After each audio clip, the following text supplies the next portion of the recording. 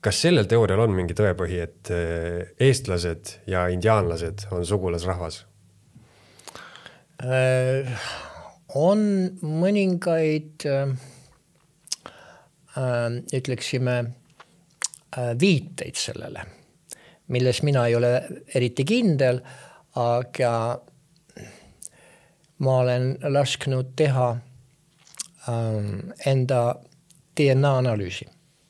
Mis see näitas? Ja see näitab, et suurelt jaolt on mul Eesti geenid, Soome geene, mis tähendab Lõuna-Eesti geene, sest et soomlased tulid Lõuna-Eestist. Nagu Helsingin Sanomat avaldas tohutu suure uurimuse soomlaste päritolu kohta, paljudel võis hommikul lehte lahti tehes kohvkurku jääda, sest nad kujutasid ette midagi muud, aga et nad tulid Lõuna-Eestist. See oli kindlasti paljudele soomlastele uudis. Ja siis teine lugu, et mul on 9% rootsi geene ja 0,1% indiaani geeni. Ja keegi ei tea, kust see pärit on ja miks see võib olla nii. Ja mina ise ka ei suuda sellest aru saada.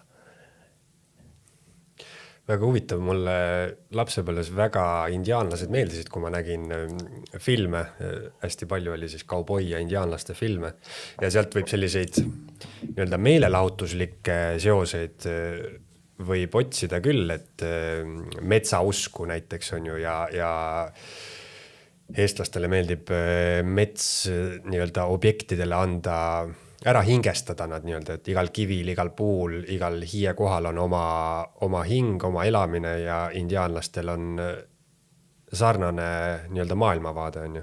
Aga jah, esialgu tundub, et need on nii kaugel üksteisest, et kuidas see võimalik on ju. Ja no need on nüüd niisugused kauged asjad, mida on tavainimesel raske teada, kui sa ei ole asjaga tegelnud ja uurinud ja kontrollinud. Eesti esu.